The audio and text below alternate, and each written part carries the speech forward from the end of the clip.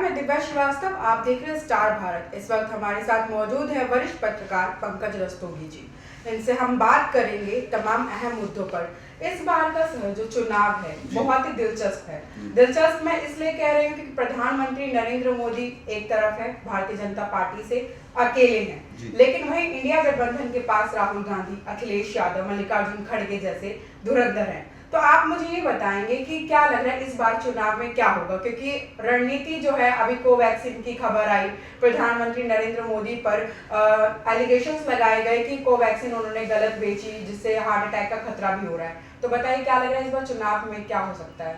देखिए, एक बात तय समझ लीजिए कि प्रधानमंत्री मोदी ने जिस तरह से 2014 से 10 साल दिए और 10 साल का जो कार्यकाल पूरा किया और जनता में जिस तरह की डिलीवरी की, तो वो जनमानस ने देखा है। और चाहे जितनी योजनाओं को ले लीजिए, उसमें हिंदू मुस्लिम कोई सभी को उन्होंने फायदा दिया और सबको उसका समुचित लाभ दिया।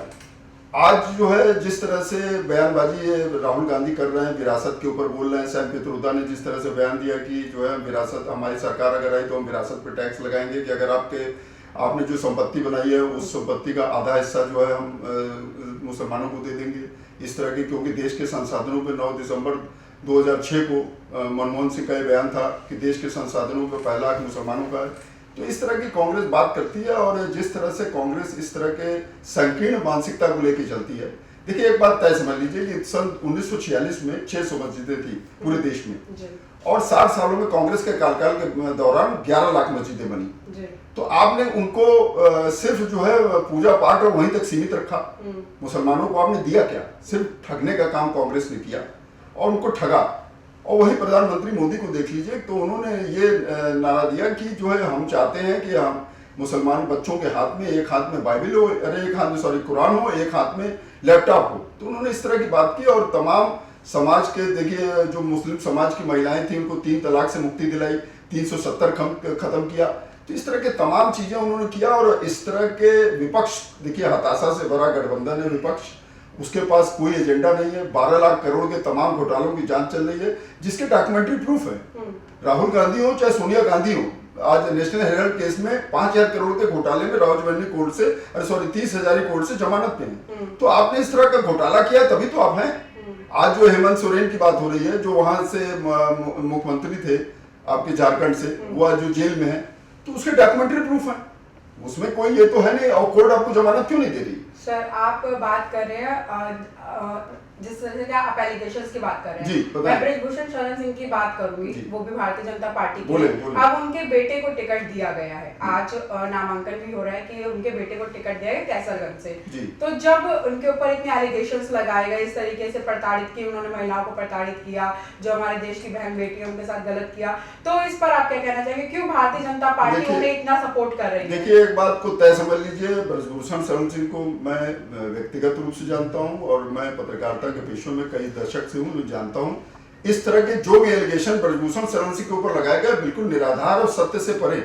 और 55 डिग्री कॉलेज उनके चलते, इंटर कॉलेज और डिग्री कॉलेज, उन्होंने महिलाओं के ऊपर विशेष ध्यान दिया और महिलाओं के जो उस क्षेत्र की पुरजोर समस्या थी कि लड़कियां पढ़ने के लिए या तो बाहर जाना पड़ता था, वहां कोई साधन नहीं था, उन्होंने इस तरह की चीजें की। और जिस तरह से उन्होंने हरियाणा के वर्चस्व को रेसलिंग से खत्म किया, वो उसी की परिणति है कि उनके ऊपर इस तरह के एलिगेशन लगाए गए। उनका ये था कि अगर आप क्या नाम ओलंपिक चैंपियन है तो आपको भी क्रॉस लेवल से क्वालिफाइंग टेस्ट देना पड़ेगा।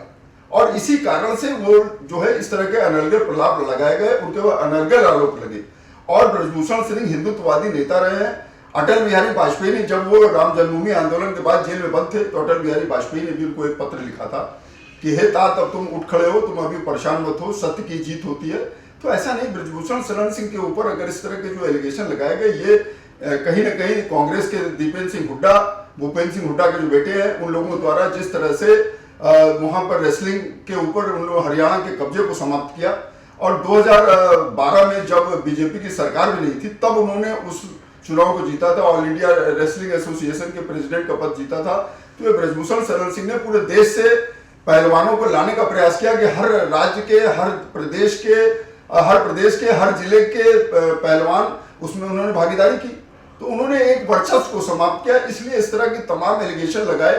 और चूंकि महिला होने के नाते अगर इस तरह की चीजें करती हैं तो ट्रायल में बहुत सी चीजें नगण्य हो जाएंगी, ये निश्चित मान के चलिए।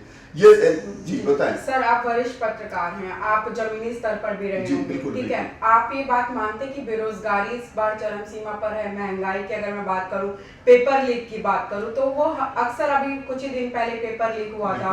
ये बार बार पेपर लीक होना, हम सरकार किस लिए बनाते हैं? ताकि जो पिछली सरकार में गलतियां हुई वो इस सरकार में भी गलतियां ना हो। अगर बात करें, अगर हम पेपर लीक की बात करते हैं तो भारतीय जनता पार्टी का जवाब आता है क्या पहले पेपर लीक नहीं हुए, क्या पहले बेरोजगारी नहीं थी? लेकिन सरकार तो हम इसीलिए बनाते हैं, तो इस पर क्या कहना चाहिए? देखिए, पेपर लीक एक बहुत गंभीर समस्या है और इसका सरकार को पुरजोर तरीके से इसका निदान करना चाहिए, क्योंकि जो बच्चा कई साल की मेहनत के बाद साल 2-2 साल मेहनत करके एग्जाम देता है, जैसे भी देखिए समीक्षा अधिकारी की पोस्ट के इंटरव्यू हुए थे, अरे अभी रिटर्न हुए थे, वो भी जो पेपर लीक हो गया, वो बच्चे उनको जो है सारी मेहनत बेकार हो गई। और अभी पुलिस की भर्ती का हुआ, उसमें हुआ, तो इस सरकार को इसके ऊपर पुरजोर तरीके से एक ठोस रणनीति बनाना चाहिए। और योगी जी से लोगों को बहुत आशाएं, जिस तरह से उन्होंने माफिया गुंडा राज को समाप्त किया, तो ये निश्चित मान के चलिए इस चीज को भी वो 100% मैं मान के चलता हूं कि इस चीज की भी ये समस्या से निजात दिला देंगे, क्योंकि ये लड़कों के मतलब एक उनके भविष्य में प्रश्न चिन्ह लग जाता है, क्योंकि वो 3 साल 2 साल मेहनत करते हैं, उसके बाद पेपर लीक हो जाता है, तो वो फिर उसी ढर्रे से पढ़ाई करना, सब कुछ करना। तो ये सब चीजें, जिस तरह से देखिए नीट के एग्जाम हो रहे हैं, उसके पेपर कभी नहीं लीक होते हैं। पहले इस तरह की समस्या सुनने को आती थी नीट में, जो मेडिकल के एग्जामिनेशन होते हैं, लेकिन उसके लिए देखिए ठोस रणनीति बनी। आज तक का रिकॉर्ड है कि उसमें अभी 5 तारीख को नीट का एग्जाम दिया जा रहा है, उसका रिजल्ट भी तयबद्ध समय पे आ जाएगा, तो उसमें किसी प्रकार का कोई वो नहीं। तो इस तरह से हर राज्य की, मैं कहना चाहूंगा आपके चैनल के माध्यम से, कि हर राज्य की सरकारों को इस पे विशेष ध्यानाकर्षण करना चाहिए, क्योंकि बच्चों का भविष्य है। और पेपर लीक हो जाएगा तो वो बहुत से लोग एज बार्ड हो जाएगी, बहुत से तमाम चीजें हैं, तमाम दिक्कतें हैं, और फिर कोई जरूरी नहीं है कि इस बार की तैयारी अगर अच्छी है तो अगली बार की तैयारी ही सॉलिड हो। तो ये सब बहुत सी चीजें हैं, तो सरकार को इस पे निश्चित रूप से ध्यान देना चाहिए। अब रहा सवाल आपका बेरोजगारी पे मैटर, देखिए बेरोजगारी, सरकारी नौकरी ही बेरोजगारी का एक पैमाना नहीं कि हमको सरकारी नौकरी मिलेगी और तभी जो है हमारी बेरोजगारी दूर होगी। और पूर्व की सरकारों में, अगर मैं उत्तर प्रदेश की बात करूं, तो पूर्व की सरकारों ने शैक्षणिक बेरोजगार पैदा किए, चाहे सपा बसपा की सरकार हो। आप पास हो जाइए, आपको आता जाता कुछ नहीं। तमाम देखिए इस तरह के वीडियो वायरल होते हैं, हम लोग तो पत्रकार हैं, तमाम इस तरह के वीडियो वायरल होते हैं कि जो लोग टीजीटी में और इसमें जो टीचर भर्ती हुए हैं, उनको ये नहीं मालूम है कि देश का राष्ट्रपति कौन है, देश की राजधानी क्या है, इस तरह की बातें करते हैं, तो उनको इंग्लिश के शब्द नहीं आते, तो ऐसे भी टीचर भर्ती हो चुके हैं। तो ये सब भी जो है, ये सब भी एक गंभीर समस्या है। तो सरकार को चाहिए कि इन सब चीजों पे ध्यान दे, और सवाल ये है कि लोगों को भी ये ध्यान देना चाहिए कि सरकारी नौकरी के ही कोई आधार न बनाए।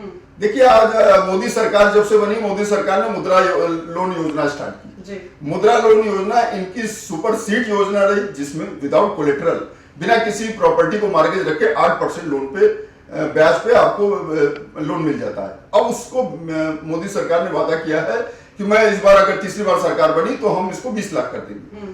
तो आप ये देख के चलिए कि कितने करोड़ लोगों को लोन मिले, नए लोगों को कितने करोड़ लोगों को लोन मिले 8% ब्याज पे, और ये मान के चलिए वो लोगों को तो रोजगार मिला ही, और उन लोगों ने अगर 2-3 लोगों को भी अपने अडॉप्ट किया तो क्या उनको रोजगार नहीं मिला? तो ये एक इस तरह के अनर्गल करना, बातें करना और ये कहना, हाँ हालांकि मानते हैं कि देश में 30 लाख नौकरियां खाली हैं, तो उसको भरने के लिए भी प्रयास करना चाहिए, उसको भर के खत्म करना चाहिए। लेकिन मैं ये कहना चाहूंगा, प्रधानमंत्री मोदी ने जिस तरह से कहा था कि 2 करोड़ रोजगार देंगे, तो अगर आप उसको अप्रत्यक्ष रूप से देखें तो उससे ज्यादा रोजगार मिला है।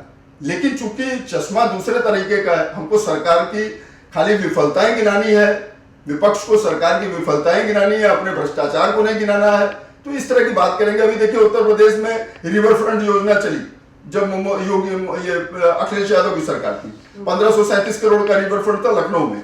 लखनऊ कितना सुंदर हो गया होता, 26 किलोमीटर का रिवर फ्रंट था, उसमें मात्र 400 करोड़ के काम हुए, 1137 करोड़ रुपए हजम हो गए। कहाँ गए? विदाउट टेंडरिंग आपने फुहारे कर दिए वर्क ऑर्डर पे, तो उसमें 30-40 लोग आज सस्पेंड चल रहे हैं। तो ये सब चीजें, आप अपने भ्रष्टाचार को भूल गए। आज देखिए योगी सरकार में कोई भ्रष्टाचार की बात नहीं कर सकता है। जीरो टॉलरेंस की जो नीति योगी सरकार की है, जो योगी जी की नीति है जीरो टॉलरेंस की, वो बिल्कुल उस पर अटल है और ये चीज होती है। अच्छा सर, 400 पार का इस बार नारा दिया जा रहा है कि भारतीय जनता पार्टी इस बार 400 पार करेगी। क्या लग रहा है कि क्या अहम मुद्दे होंगे और क्या कर पाएगी, क्योंकि इस बार विपक्ष भी मजबूती दिखा रहा है अपनी, क्योंकि राहुल गांधी की कहीं ना कहीं भारत जोड़ो न्याय यात्रा भी हुई है जिसपे राहुल गांधी पर असर पड़ा है, उनकी अच्छी छवि दिखाई गई है। तो क्या कहना चाहेंगे? देखिए, पहले तो मैं आपको भारत जोड़ो यात्रा के बारे में कह दूं। राहुल गांधी ने 3580 किलोमीटर की यात्रा पहले फेज में निकाली थी, भारत जोड़ो यात्रा जी। उसमें निकाली जरूर थी, लेकिन वो 3580 किलोमीटर की यात्रा में उन्होंने यूपी को देखा किया था। यूपी के बहुत कम जिलों को वो छूते हुए गई थी। दूसरी बार जब वो आए तो उन्होंने, जब क्रिटिसिज्म होने लगा तब उन्होंने उसमें उन जिलों को कवर किया। और भारत जोड़ो, भारत तो जुड़ा हुआ है।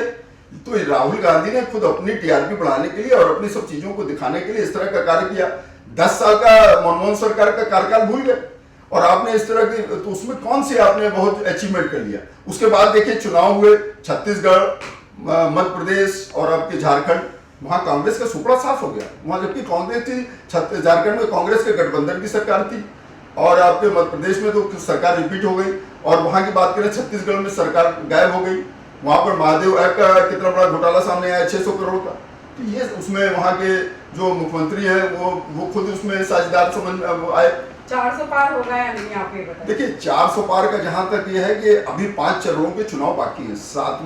7 तारीख को तीसरे चरण का चुनाव और उसके बाद 13 तारीख को 6वें चरण का, चौथे चरण का, फिर 20 मई को आपके 6वें चरण का चुनाव होगा और 7वां चरण जो है 6वें चरण का 23 को और फिर 1 जून को 7वें चरण का चुनाव होगा। और 7वें, अगर आप 400 पार की बात करें तो अभी ये मान के चलिए कि 400 पार हो सकता है, इससे कुछ इनकार इसलिए नहीं किया जा सकता क्योंकि इसमें जल्दीबाजी होगी कहना, क्योंकि अभी देखिए 5 चरणों के चुनाव होने बाकी और अंडर करंट चल रहा है राम मंदिर का, इससे इनकार नहीं किया जा सकता है, ये अंडर करंट है।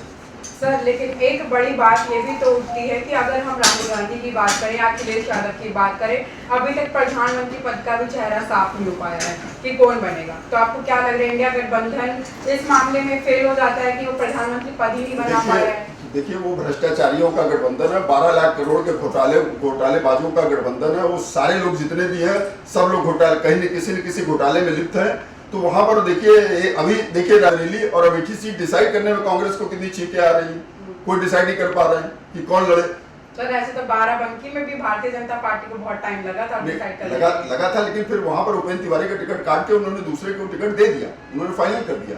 ब्रजभूषण के टिकट काट दिया बीजेपी ने और उनके लड़के को टिकट दिया जो वर्तमान एमएलए। तो ऐसा नहीं है। और 400 पार की जहां तक अगर आप बात कर रही हैं, देखिए देश के 68 करोड़ लोगों ने राम मंदिर में चंदा दिया, देश के 68 करोड़ लोगों ने।